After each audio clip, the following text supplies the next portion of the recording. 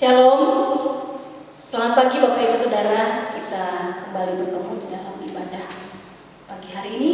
Kita bersyukur karena Tuhan kasih kita kesempatan untuk bersekutu dengan Dia meski kita ada di rumah kita masing-masing, tetapi itu tidak mengurangi waktu kita dengan Tuhan. Sebab itu mari Bapak Ibu Saudara, saya mengajak kita semua untuk bersatu dulu sejenak, merenungkan kebaikan Tuhan yang Tuhan kerjakan di dalam kehidupan kita. Mari bersatu dulu mulai.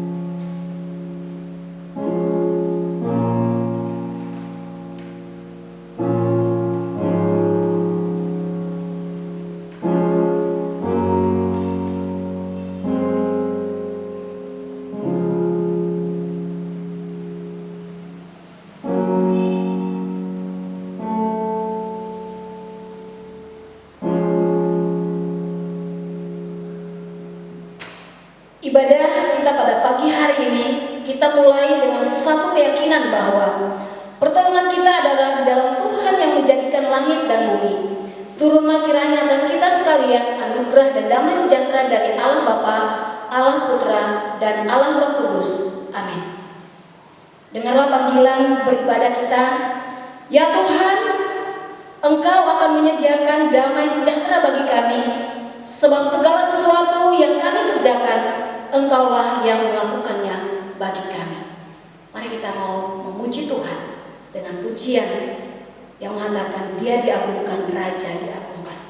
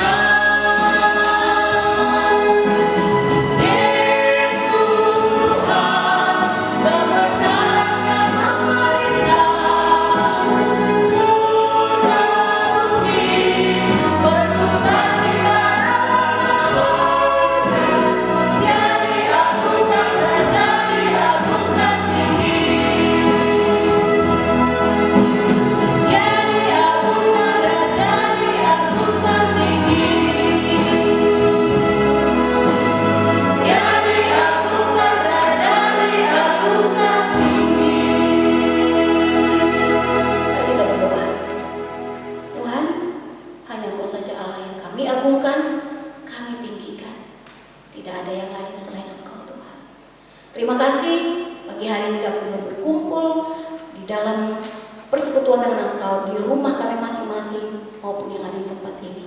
Terpujilah Tuhan Yesus Kristus, biarlah Engkau menerima setiap pujian kami, setiap pengagungan kami yang keluar dari hati kami yang paling dalam. Terima kasih Tuhan bertakhta di atas setiap kami, di dalam hati kami. Di dalam nama Tuhan Yesus Kristus kami berdoa dan bersyukur. Amin.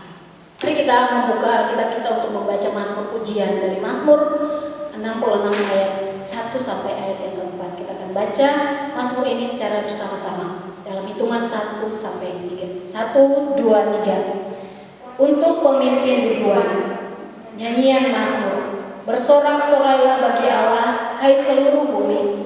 Mazmurkanlah kemuliaan namanya, muliakanlah Dia dengan puji-pujian. Katakanlah kepada Allah, betapa dahsyatnya segala pekerjaanmu. Oleh sebab kekuatanmu yang besar, musuhmu tunduk menjilat kepadamu. Seluruh bumi sujud menyembah kepadamu dan bermazmur bagimu. Ya, puji Tuhan. Mari kita terus memuji Tuhan sebagai respon kita kepada kasih setia Tuhan. Kita nyanyikan pujian Bapa Surgawi memeliharaku.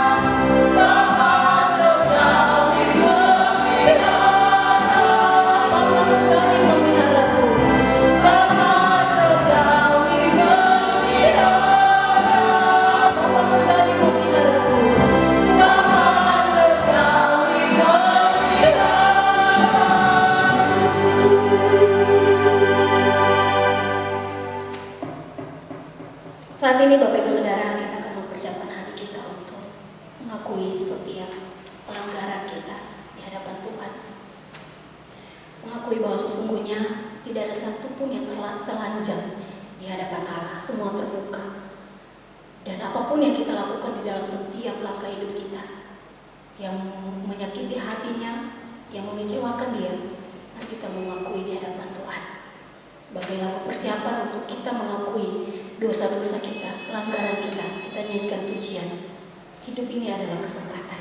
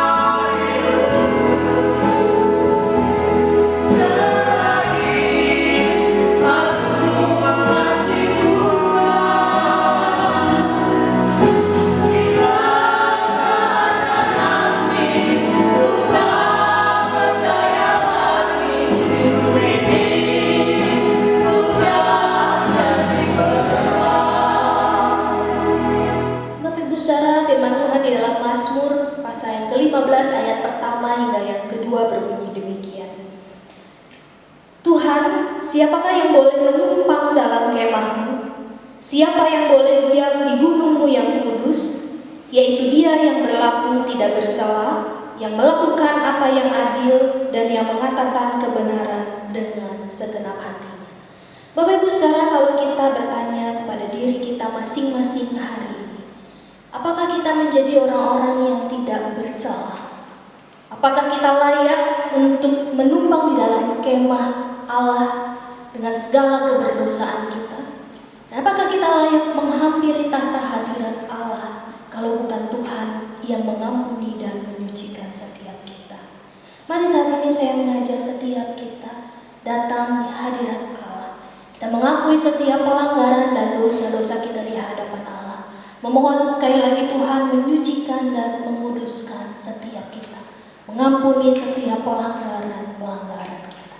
Mari kita bersatu di dalam doa, secara pribadi berdoa di hadapan Tuhan.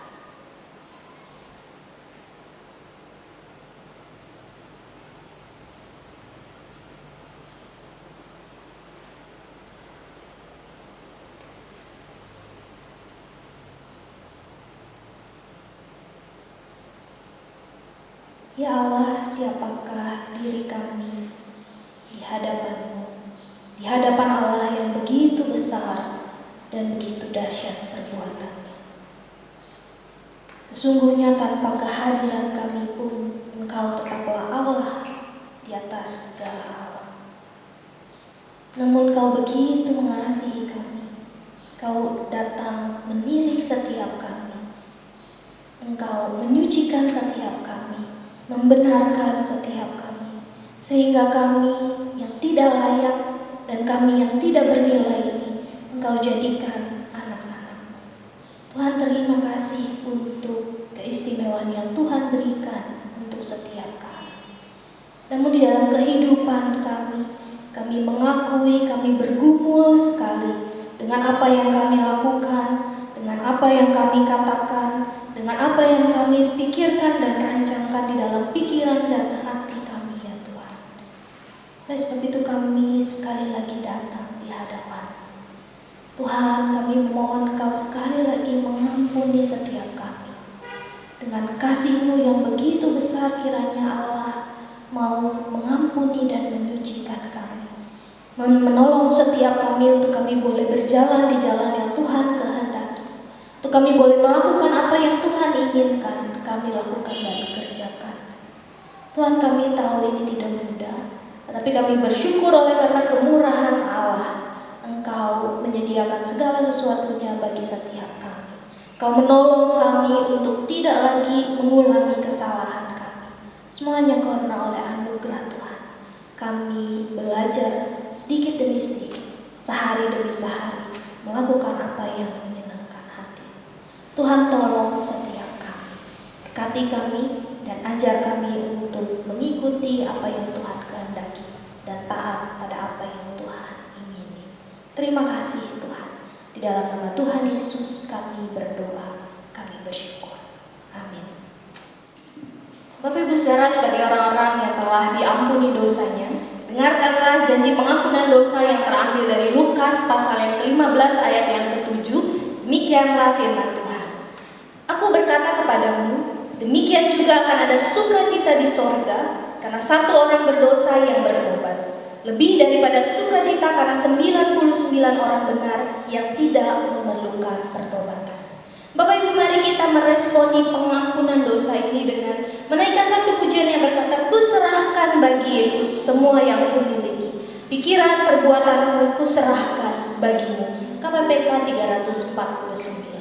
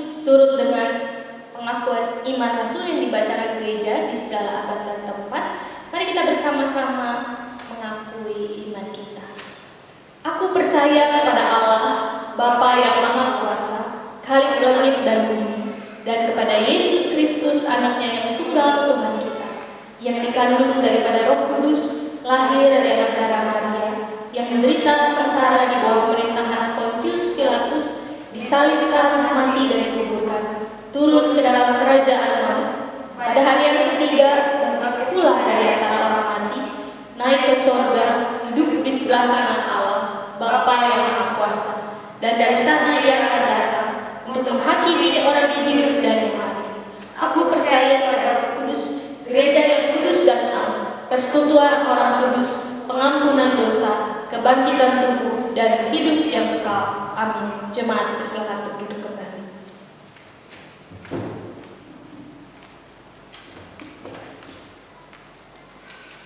Bapak Ibu Saudara yang kasih, saat ini kita akan menyiapkan hati kita untuk mendengarkan firman Tuhan yang disampaikan oleh hambanya. Kita siapkan hati kita dengan satu pujian, Jiwaku Tenanglah.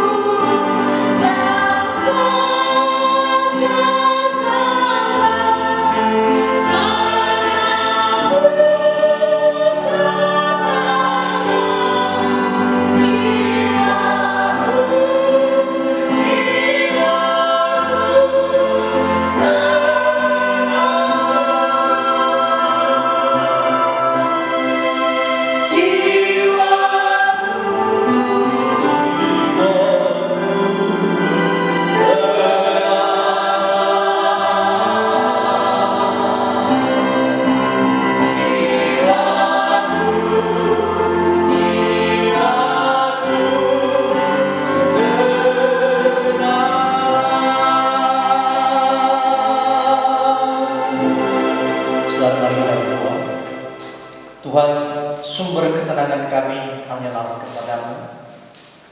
Jiwa yang berkecamuk, hati kami yang gelisah, hanya ditenangkan oleh kehadiranmu di dalam kehidupan kami. Kami rindu sekali Engkau yang menenangkan kami, dan kami tidak menginginkan yang lain. Ya Tuhan, tolong kami ketika kami merenungkan firman, kiranya firman-Mu menghidupkan kami, membangun, memberikan semangat yang baru kepada setiap kami, dan menenangkan jiwa kami. Terima kasih ya Tuhan, di dalam nama Yesus Kristus kami berdoa dan mengucap syukur. Amin. Saudara-saudara yang dikasihi oleh Tuhan, kita akan bersama-sama memikirkan satu bagian firman Tuhan yang terambil dari Yohanes pasal yang ke-10, ayat yang pertama sampai ayat yang ke-15. Tapi kita tidak membaca secara keseluruhan dari bagian ini. Kita akan membacanya sepotong demi sepotong. Yohanes pasal yang ke-10 ayat yang pertama sampai ayat yang ke-15 saya akan bacakan, dan mari memperhatikannya di Alkitab masing-masing. Aku berkata kepadamu, sesungguhnya siapa yang masuk ke dalam kandang domba dengan tidak melalui pintu, tetapi dengan memanjat tembok, ia adalah seorang pencuri dan seorang perampok. Tetapi siapa yang masuk melalui pintu, ia adalah gembala domba. Untuk dia penjaga membuka pintu, dan domba-domba mendengarkan suaranya, dan ia memanggil domba-dombanya masing-masing menurut namanya dan menuntunnya keluar. Ayat yang ke-10, saudara. Pencuri datang hanya untuk mencuri dan membunuh dan membinasakan. Aku datang, kata Yesus, supaya mereka mempunyai hidup dan mempunyainya dalam segala kelimpahan. Akulah gembala yang baik. Gembala yang baik memberikan nyawanya bagi domba-dombanya.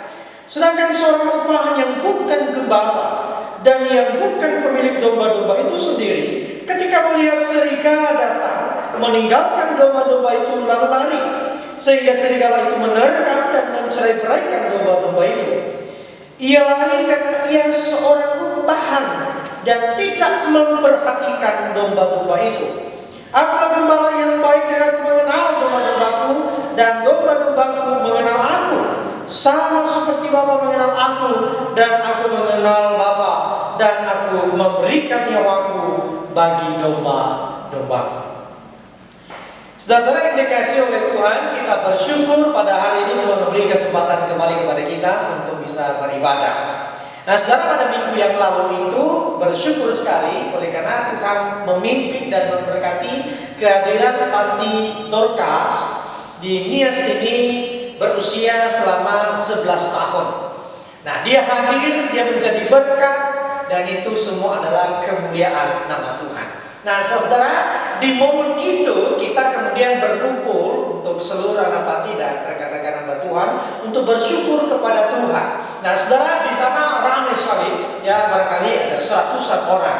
Nah, saudara, di sana juga saya bawa Om, ya.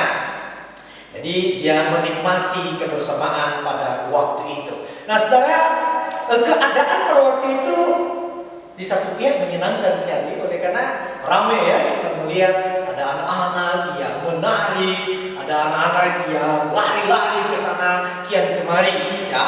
Itu pada satu pihak membuat kita pusing, tetapi pada satu pihak juga menyenangkan.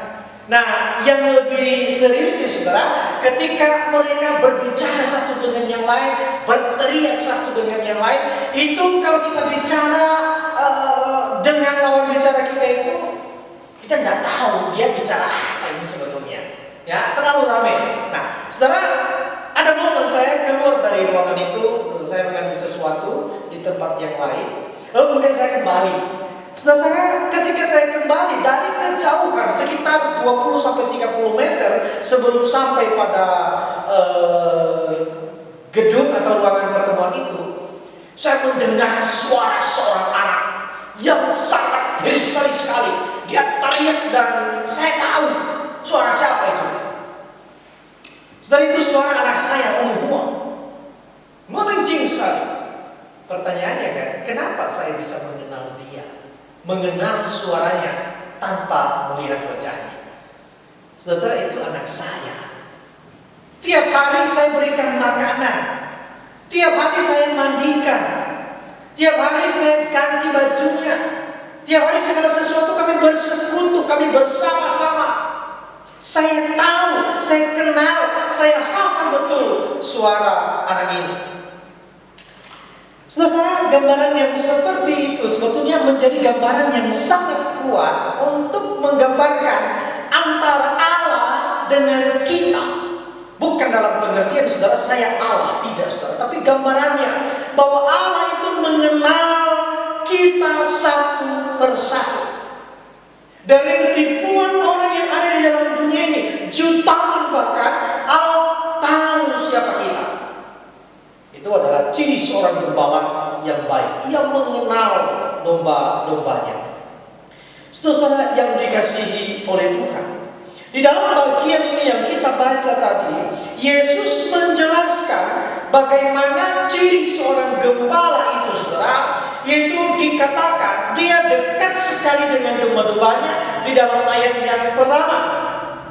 Ya, aku berkata kepadamu, sesungguhnya siapa yang masuk ke dalam kandang domba dengan tidak melalui pintu, tetapi memanjat tembok, ia adalah seorang pencuri.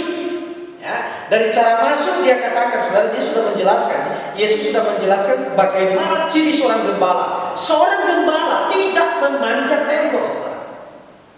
Seorang gembala yang baik itu yang jelas statusnya adalah seorang gembala. Ia tidak melewati jendela, tetapi ia masuk melalui pintu. Maka dikatakan, saudara, oleh karena dia gembala, maka para penjaga itu membuka pintu bagi dia untuk dia masuk dan menuntun domba-dombanya itu keluar. Nah, saudara, menarik sekali bahwa seorang gembala yang baik itu berhadapan muka dengan muka dan menuntun dombanya itu keluar untuk mendapatkan makanan. Saudara, berbeda dengan pencuri di dalam bagian ini atau gembala upahan yang dijelaskan oleh Yesus, bahwa mereka datang, ya, sifatnya itu destruktif, merusak. Ayat yang ke-10 dia katakan, mencuri, membunuh, membinasakan.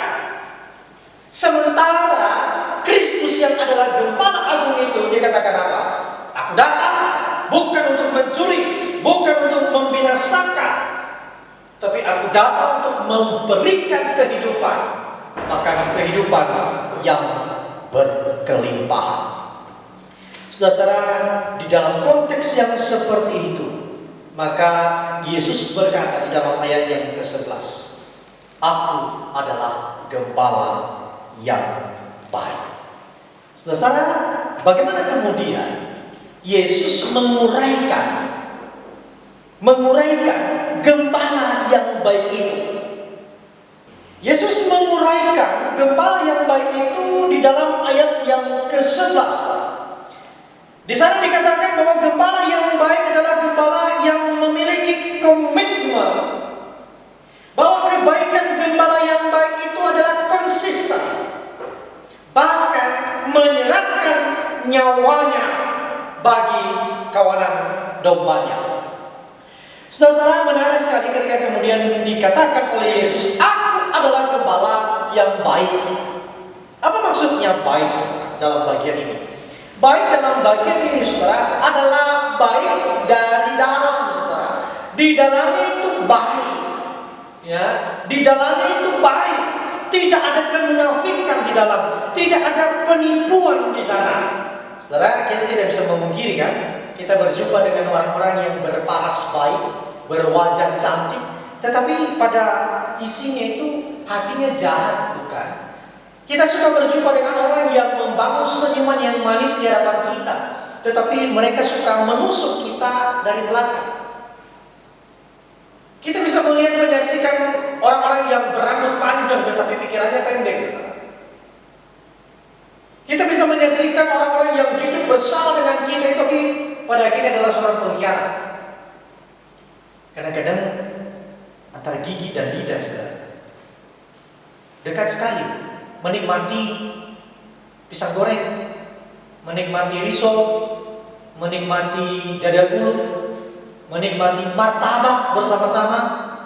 Mungkin daging babi tidak ya, lagi ada virusnya barangkali. Menikmati ayam, tapi pernah nggak Bapak Ibu lidah Bapak Ibu itu tergigit oleh gigi. Nah, saudara, pengalaman itu sakit banget ya. Orang-orang yang ada di sekitar kita itu yang membangun manis, membangun sukacita, pada akhirnya justru mengkhianati kita. Tetapi Yesus tidak. Ketika dikatakan kepada Yesus, "Oh, aku adalah gembala," Yesus berkata, "Aku adalah gembala yang baik." Di dalam saudara tidak ada perpecahan, tidak ada sesuatu yang bias di dalam kebaikan Kristus itu. Oleh karena apa? Yesus dikatakan baik, gembala yang baik, hanya berbuahkan kebenaran, hanya berbuahkan kebaikan. Bahkan di sana dikatakan, saudara, Yesus datang untuk memberikan hidup yang berkelimpahan. Saudara-saudara yang dikasihi oleh Tuhan, di dalam ayat yang ke-12 kita melihat bagaimana kemudian gembala upahan dibandingkan oleh Yesus di dalam bagian ini. Tidak dipungkiri saudara bahwa gembala upahan itu memiliki kebaikan, oleh karena rasanya juga dia menggembalakan. Dia baik, ya. Itu tidak disangkali bahwa dia baik. Tetapi perhatikan saudara, kebaikan daripada gembala upahan itu situasional. Kebaikan daripada gembala upahan itu adalah dia baik ketika ada sesuatu yang menguntungkan bagi dia. Dia baik, dia menghadirkan kebaikan bagi orang lain itu ketika ia tahu bahwa di balik kebaikannya ada sesuatu yang ia akan dapatkan di sana. Jadi gembala upahan, sekali lagi saudara, dia menghadirkan kebaikan ketika ada keuntungan yang ia dapatkan. Saudara perhatikan, ternyata kebaikan gembala upahan itu tidak konsisten. Berbeda dengan Kristus yang sejak awal saya katakan, gembala yang baik itu, kebaikan itu konsisten, komitmen, bahkan menyerahkan nyawanya bagi kawanan dombanya. Saudara, dikatakan di sana dalam ayat yang ke-12, gembala upahan itu ketika melihat serigala datang, apa yang dia lakukan, saudara? Dia katakan meninggalkan dombanya dan dia lari. Ayat yang ke-13 dia katakan, kenapa dia melakukan itu? Kenapa dia kemudian lari? Oleh karena apa? Dia tidak memperhatikan domba-domba itu. Menariknya begini, saudara. Kata meninggalkan itu, yaitu ada nuansa, ada keterbukaan di sana, bahwa suatu saat gembala upahan ini kembali kepada domba itu. Ya, artinya apa, saudara? Dia kembali, dia cari, dia tunggu waktu yang baik, waktu yang stabil, waktu yang kondusif. Ketika keadaan menjadi aman, barangkali ketika ia melihat serigala itu lari atau sudah tidak ada, ia kembali kepada domba-domba itu. Saudara, sekali lagi bahwa gembala upahan adalah gembala yang kalkulasi, hitung-hitungan. Ketika ada keadaan aman, dia bersama dengan dombanya. Tapi ketika ada keadaan yang tidak aman, maka ia lari meninggalkan domba-dombanya. Saudara-saudara yang dikasihi oleh Tuhan, dia memikirkan dirinya sendiri. Bahkan ia jangankan untuk menyerahkan nyawanya bagi kawanan dombanya, barangkali untuk memimpin, untuk mendorong domba-domba itu menyembunyikan diri dari terkaman daripada serigala itu. Mungkin ia tidak mau lakukan, justru ia mau melarikan diri. Tapi bagaimana dengan Yesus? Di dalam ayat yang ke-11 itu, saudara, sekali lagi dikatakan Kristus mempertaruhkan nyawanya bagi kawanan dombanya. Kebaikan Yesus itu konsisten. Kebaikan Yesus itu tidak pernah berubah. Masalahnya begini, saudara, seringkali kita menduga bahwa kebaikan Yesus itu berubah kepada kita. Kita berpikir bahwa ketika kita menjadi sukses, maka Allah tersenyum. Tapi ketika kita menjadi gagal, maka Allah seolah-olah berpaling kepada kita. Dugaan kita seperti itu kepada Yesus. Kita berpikir bahwa ketika kita sehat, dia bersama dengan kita. Ketika kita sakit, kita bertanya, di mana Engkau, Tuhan? Kita berpikir bahwa ketika segala sesuatu berjalan dengan lancar, Kita melihat ada Allah di sana. Yesus baik. Tapi ketika ada masa sukar, kita berpikir bahwa Allah sudah tidak lagi berbuat baik kepada kita. Saudara yang dikasihi oleh Tuhan, sekali lagi bahwa Allah Kristus tetap setia, tetap berkorban, tetap melakukan kebaikan kepada setiap kita, dan tidak terpengaruh apapun pandangan pendapat kita tentang Dia yang baik. Dia tetap baik, Dia tetap bertindak, Dia tetap menolong dengan caranya dan dengan waktunya. Saudara yang dikasihi oleh Tuhan, kita tahu siapa Daud. Daud adalah seorang yang dikatakan berkenan di hati Tuhan. Daud adalah orang yang punya pengalaman yang hebat bersama dengan Tuhan. Kehebatan pengalaman Daud dengan Tuhan itu saudara diungkapkan di dalam Mazmur pasal yang ke-23 ayat yang pertama sampai ayat yang ke-6. Di sana dia sungguh-sungguh menggambarkan Tuhan itu adalah gembala bagi kehidupan Daud itu sendiri. Bahkan di dalam Mazmur 23 itu saudara, sebetulnya Daud ingin mengatakan bahwa aku bersaksi.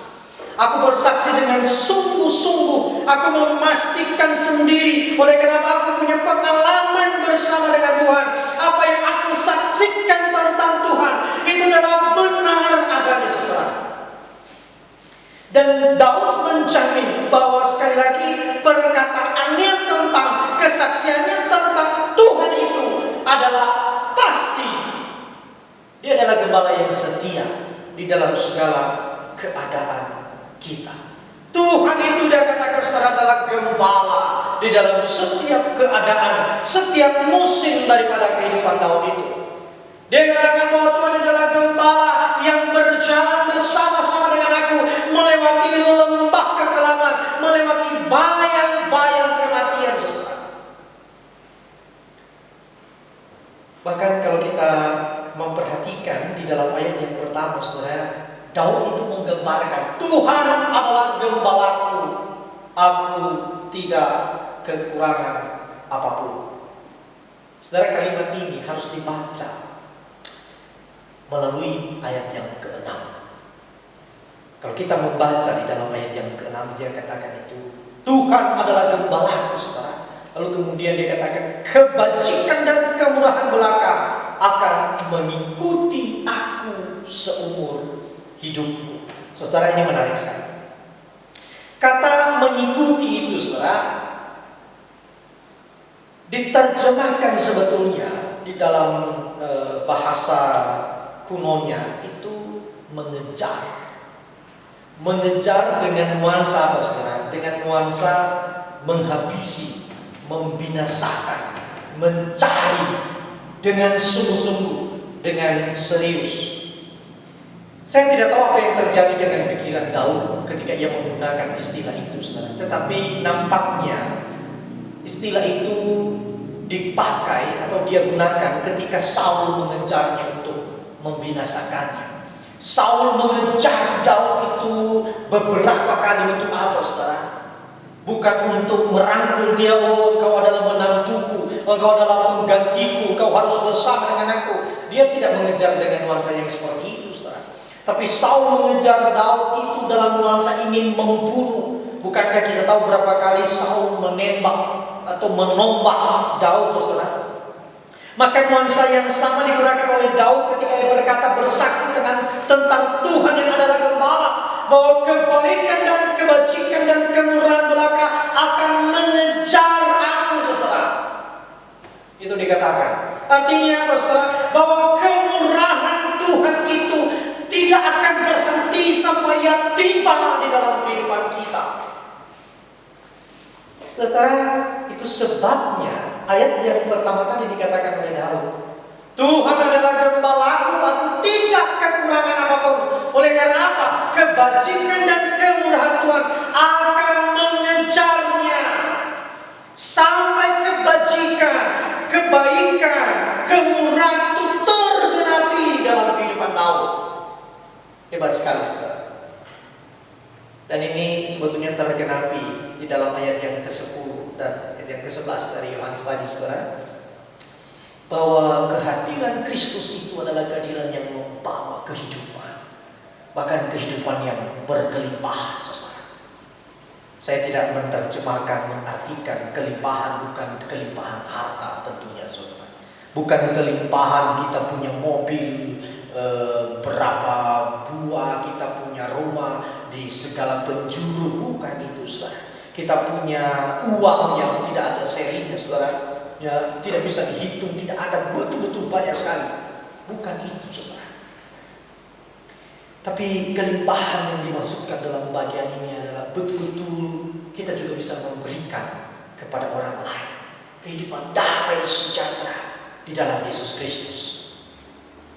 Saudara, kehadiran Kristus, kebajikan Kristus itu tergenapi di mana, saudara? Di dalam kematian. Ia menyerahkan nyawanya bagi kawanan dombanya. Ia mempertaruhkan segala sesuatu demi kebajikan, kemurahan itu tergenapi di dalam kehidupan kita. Ibrani pasal yang ke-13 ayat yang ke-5 dikatakan di sana juga, saudara, bahwa Tuhan itu tidak pernah meninggalkan dan membiarkan kita sekalipun. Ia akan terus bersama dengan kita. Maka pertanyaannya kemudian, saudara, jika sedemikian rupa bagaimana Allah berkomitmen, konsisten berbuat baik kepada kita, berubahkah Allah dalam hidup kita? Saudara, yang kedua, gembala yang baik yang kemudian diurai oleh Yesus itu adalah gembala yang baik mengenal domba-dombanya. Ayat yang ketiga, saudara, dikatakan di sana, untuk Dia penjaga membuka pintu dan domba-domba mendengarkan suaranya dan memanggil domba-dombanya masing-masing menurut namanya dan menuntunnya keluar. Saudara, sekali lagi gembala yang baik itu dikenal bergaul akrab dengan para penjaga. Ketika dia datang, maka pintu itu dibukakan kepada dia. Oleh karena apa? Dia adalah gembala, dia adalah pemilik daripada domba-domba itu. Dan ketika bersama dengan domba, saudara, bahwa ia memanggil, saudara, ini menarik sekali, memanggil domba-dombanya itu menurut namanya, lalu kemudian dituntun keluar.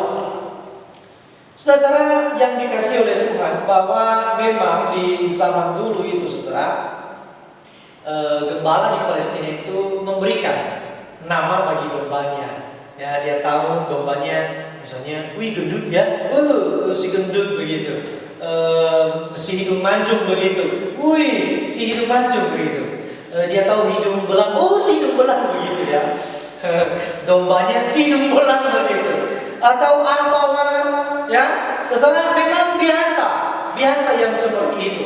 Tetapi sekali lagi dalam bagian ini apa yang dimaksudkan oleh Yesus, bahwa seorang gembala yang baik, saudara, mengenal sedetail mungkin keadaan domba itu. Ia tahu bahkan status, ia tahu di mana tidur domba itu, di dalam kandang itu, dia tahu di mana domba yang satu itu tidur. Saudara, ini gambaran kepada kita. Dia tahu karakteristik kita, dia tahu ciri khas kita, dia tahu keadaan kita, dia tahu kelemahan kita, dia tahu kekuatan kita, dia tahu kecakapan kita, ia tahu juga kegagalan kita. Segala sesuatu di dalam diri kita ini ia tahu, saudara. Bahkan di dalam ayat yang ke-14 saya katakan, akulah gembala yang baik dan aku mengenal domba-dombaku. Pengenalan Allah terhadap domba-domba itu bukan kaleng-kaleng, saudara. Status, jabatan, posisi, segala sesuatu tidak ada yang tertutup di hadapan Allah. Semua telanjang. Ia tahu. Saudara, Allah itu Maha tahu. Mazmur 139 berkata, Tuhan, Engkau menyelidiki dan mengenal aku. Engkau mengenal kalau aku duduk atau berdiri. Engkau mengerti pikiranku dari jauh. Engkau memeriksa kalau aku berjalan dan berbaring, segala jalanku kau maklumi, dan sebagainya, saudara. Bahkan dikatakan, bahkan sebelum kita mengatakan sesuatu, ia tahu apa yang ada, apa yang sedang terjadi di dalam pikiran kita. Ia tahu kedalaman diri kita, saudara. Kedalaman hati kita, Tuhan tahu. Saya pikir pengenalan Tuhan itu sempurna di dalam kehidupan kita, saudara. Ia tahu kenapa kita meneteskan air mata. Ia tahu kenapa kita menjadi marah. Ia tahu kenapa kita menjadi kecewa. Ia tahu kenapa kita juga menjadi sabar. Ia tahu kenapa kita menjerit karena sakit penyakit. Ia tahu ketika kita gagal. Ia tahu. Dia tahu arti tetesan air mata kita. Oleh karena apa? Dia adalah Allah. Dan bukan hanya Allah, saudara. Dia katanya dia Gembala. Dia yang mengenal kita. Seluruh keberadaan kita itu diketahui oleh Allah. Itu sebabnya, saudara. Karena ia tahu, maka ia akan mengcover seluruh kehidupan kita. Ia akan merawat keadaan kita melalui ciri khas kita. Saudara, ketika ia tahu karakteristik kita, maka cara kita memandang kepada Allah itu tidak bisa disamakan bagaimana orang lain memandang Allah. Pengalaman kita bersama dengan Allah tidak bisa disamakan pengalaman dengan orang lain. Ada orang-orang tertentu, saudara, yang ketika dia berdoa dikabulkan. Kita tidak bisa menyamakan diri di sana. Oleh karena apa? Allah berperkara dengan kita dengan pola kita sendiri, dengan ciri khas kita masing-masing. Saudara yang dikasihi oleh Tuhan, di dalam mengcover kehidupan kita, sekali lagi dia akan menyuruh, Allah itu akan menyuruh kebaikannya dan kemurahannya mengejar kita seumur hidup kita. Itu sebabnya, saudara, Gembala yang baik mengenal kita dengan apa adanya, mengenal seluruh keberadaan kita, dan dia melakukannya dengan caranya. Yang perlu kita lakukan, saudara, adalah menanti-nantikan pertolongan Tuhan di dalam caranya kepada kita. Sekali lagi, menanti-nantikan pertolongan Tuhan dengan caranya dalam kehidupan kita, dengan ciri khas kita. Yesaya itu berkata bahwa orang yang menanti-nantikan Tuhan mendapatkan kekuatan yang baru. Mereka berlari tidak menjadi lesu, mereka berjalan dan tidak menjadi lelah. Saudara, ada satu lagu yang mengingatkan saya. Lagu ketika abang saya meninggal dunia pada tanggal 12 Januari 2001. Di waktu pemakaman, saudara, sebelum jenazah itu diberangkatkan dari rumah kami menuju tempat pemakaman, maka ibu kami berkata kepada setiap kami, mohon nyanyikan lagu untuk saya, supaya saya kuat menanggung duka ini. Saudara, lagu ini menjadi ungkapan hati ibu saya kepada Tuhan. Ia menyadari bahwa hanya Tuhan yang paling mengerti, hanya Tuhan yang paling memahami air matanya seorang ibu, seorang anak yang dia lahirkan dengan air mata, kini terlebih dahulu kembali kepada Tuhan. Lagu ini mengungkapkan isi hatinya bahwa hanya Tuhan sajalah yang dia nantikan, dan hanya Tuhan sajalah yang ia perlukan di dalam hidupnya di waktu hari-hari melewati duka itu. Lagu ini terambil dari Kidung Jemaat nomor 457. Ya Tuhan tiap jam. Dan biar ia menjadi kekuatan bagi setiap kita di dalam menanti-nantikan Tuhan.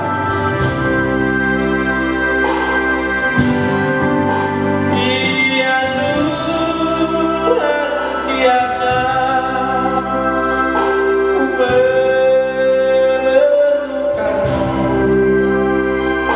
Engkaulah yang memberi sejahtera.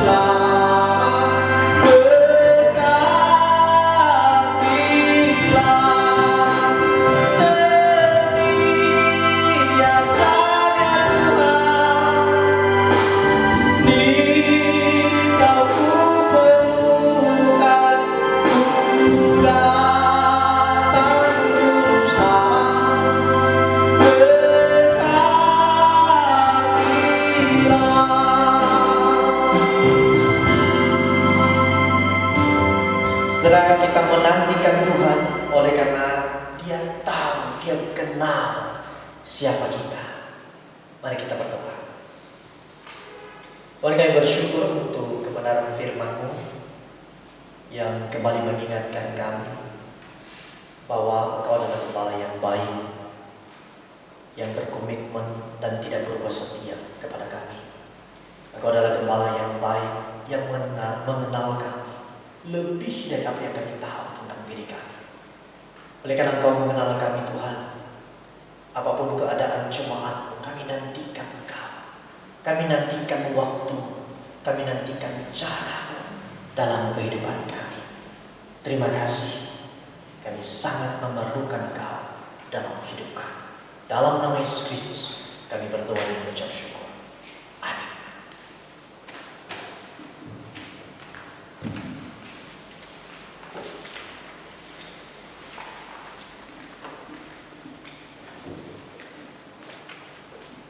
Bapak Ibu, mari kita persiapkan persembahan kita. Kita akan berikan bagi pekerjaan Tuhan dan nyanyikan pujian Aku milikmu, oh Tuhan. Aku milikmu, kau pun milikku, dan kau mengasihiku.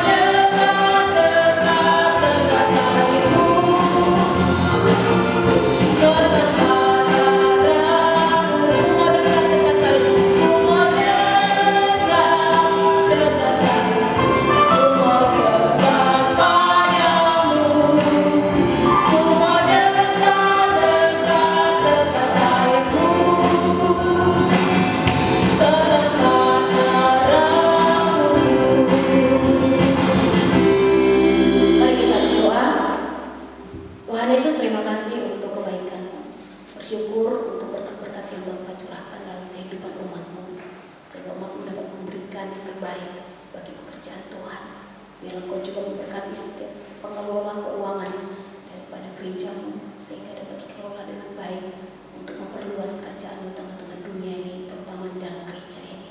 Terima kasih Tuhan memberkati setiap usaha pekerjaan umat-Mu Tuhan.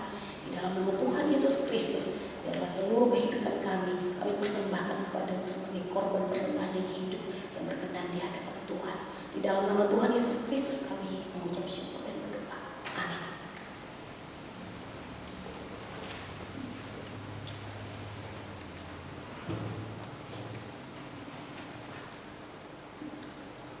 Saudara, ada beberapa hal yang perlu kita perhatikan bersama, bahwa kita terus berdoa untuk keputusan awal kita bahwa ibadah konvensional kita akan laksanakan pada tanggal 19 Juli 2020 jika Tuhan izinkan. Nah, jadi kalau ada pun perubahan nantinya, kita akan terus informasikan kepada seluruh jemaat Tuhan. Dan kiranya juga seluruh jemaat Tuhan tetap menjaga kesehatan, menjaga jarak dengan orang lain, dan terus bersandar di dalam kasih karunia daripada Tuhan. Kita percaya bahwa keadaan ini pasti berlalu, oleh karena Tuhan terus memegang tangan kita. Saudara, mari kita berdoa. Tuhan, kami bersyukur untuk anugerah-Mu bagi setiap kami. Terima kasih untuk pertolongan Tuhan sampai pada saat ini. Kami telah menempuh setengah tahun di tahun 2020 ini.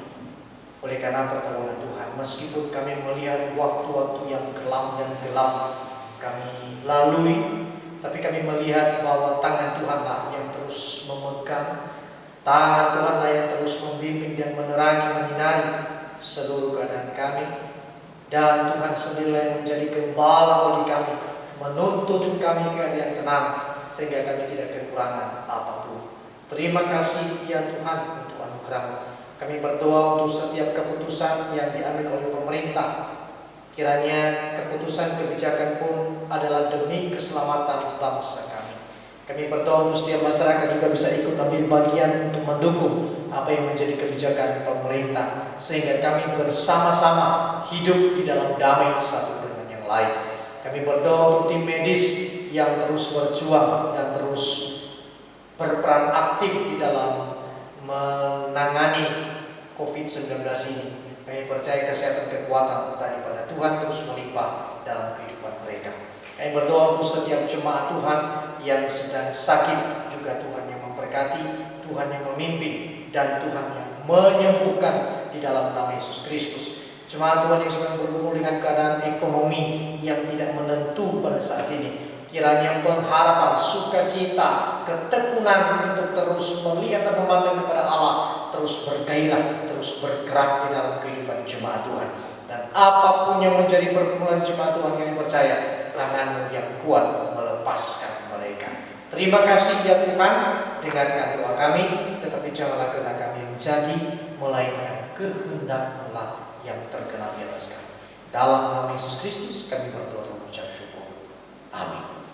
Saudara, mari kita bangkit berdiri. Kita akan mengakhiri ibadah kita pada hari ini, dan biarlah segala pujian, hormat, kemuliaan hanya kepada Tuhan.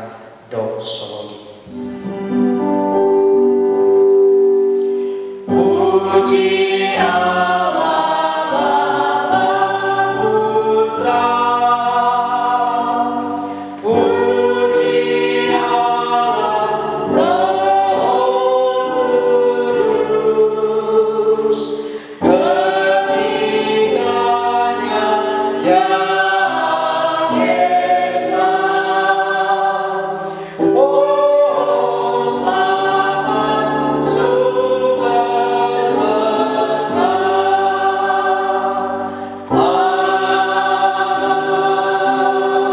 Amin. Cuma Tuhan, terimalah berkat daripada Tuhan. Tuhan kiranya memenuhi kita dengan damai sejahtera di dalam Yesus Kristus, kelegaan dan ketekunan oleh Yesus Kristus senantiasa hadir dalam kehidupan kita. pertolongan dan penghiburan daripada Allah Roh Kudus senantiasa menuntun dan menggembalakan kita sampai kita berjumpa dengan Kristus Yesus kali kedua. Terima kasih. Dalam nama Yesus Kristus kami berdoa. Amin.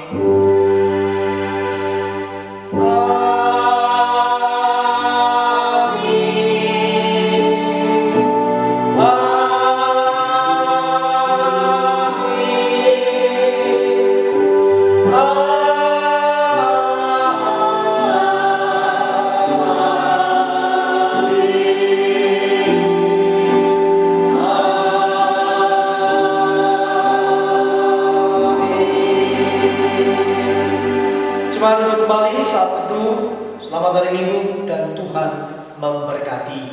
Shalom.